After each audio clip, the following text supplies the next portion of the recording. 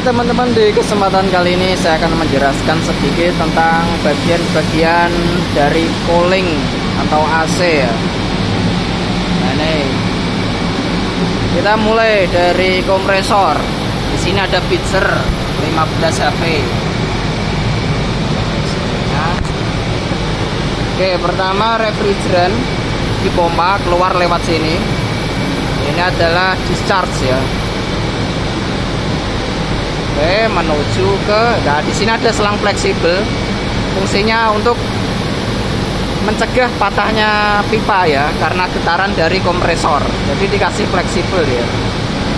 Oke, ini tekanan discharge ya dari kompresor, dipompa refrigerannya menuju ke separator oil. Oh ya, sekedar informasi, ini menggunakan refrigeran 407C. Oke, setelah dipompa masuk ke separator oil. Nah, ini separator oil fungsinya untuk memisahkan refrigeran dari oli kompresor ya. Jadi olinya nanti dikembalikan lagi sini ya. Set, menuju ke kompresor. Nah, ini untuk olinya kembali. Kemudian refrigerannya diteruskan sini ya. Naik ke kondensor teman-teman. Nah ini kondensor.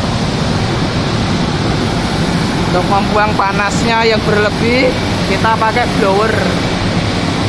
Ini blowernya EBM teman-teman. Ini ada 2 unit 3 pas. Kemudian kembali ya di sini. Nah ini. Kemudian menuju akumulator. Oh, maksud saya menuju receiver tank. Sorry teman-teman. Menuju ke receiver tank.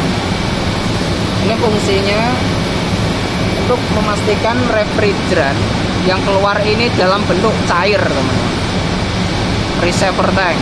Oke, setelah itu, nah ini kebetulan unitnya mati, jadi disentuh tidak masalah ya.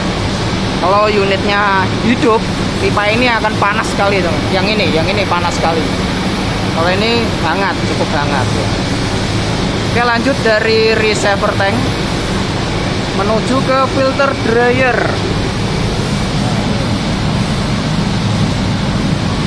Pipanya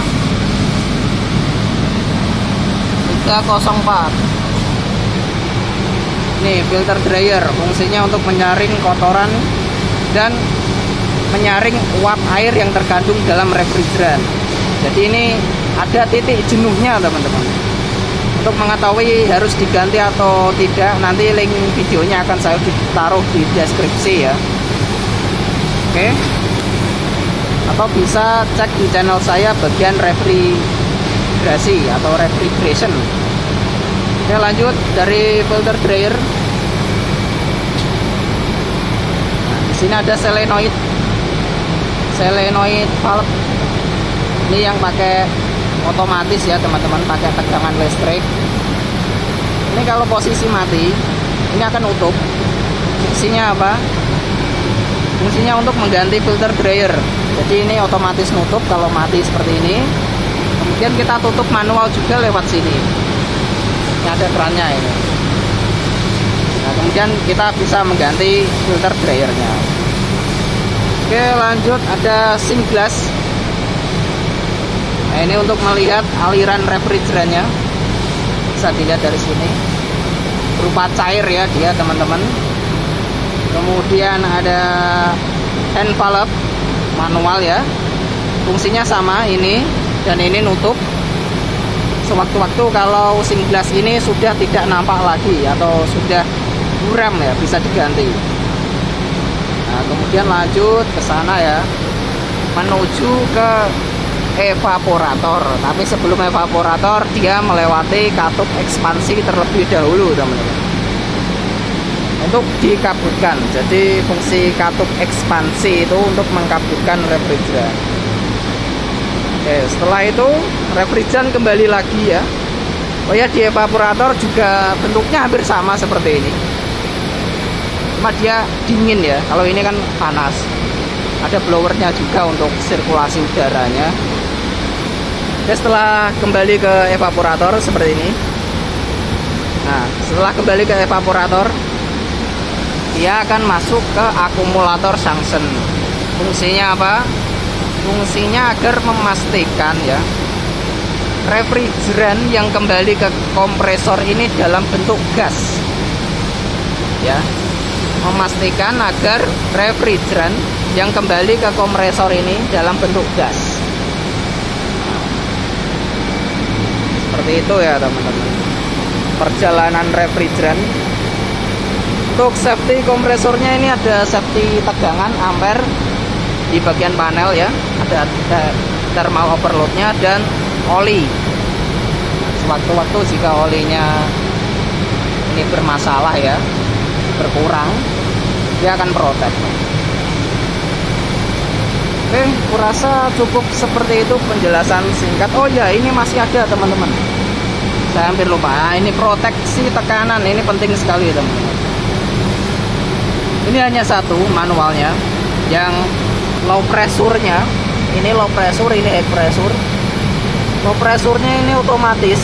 Saya tidak sarankan menggunakan seperti ini, karena bila refrigerannya ini habis, berkurang, dia akan ke saat kompresor on dia akan 0, tapi saat off dia akan naik sedikit lagi karena ada masih tersimpan sedikit refrigeran. Nah, itu membuat kompresornya itu hidup mati, dan itu tidak bagus ya teman-teman. Saya sarankan untuk membeli yang ada manualnya 2. Jadi di sini sama satunya ada di sini. Jadi jika sewaktu-waktu refrigerannya berkurang, dia akan off. Jadi off total. Jadi mau tidak mau kita harus mengecek ya. Nah, kalau itu aman sekali ya teman-teman, daripada kompresornya hidup mati gak jelas ya. Lebih baik beli yang manual 2 di sini. Seperti ini, tapi di sini untuk low pressure. Kalau ini untuk high pressure. Jadi bila ada mampet di filter dryer atau katup ekspansi, dia tekanannya naik ya teman-teman. Setelah naik melebihi batas yang disetting, dia akan off. Dia tidak akan hidup selama kita tidak meresetnya teman-teman. Jadi kita harus mengecek ya, kalau ada ini ininya mereset, ini kita harus cek di mana letak instalasi pipanya yang bermasalah. Mungkin dari filter dryer mampet atau solenoidnya ini rusak. Dia akan membuntu ya, dia buntu, tekanan tinggi dan protek. Oke, ini untuk penunjukan low pressure gate ya, yang low, ini yang high.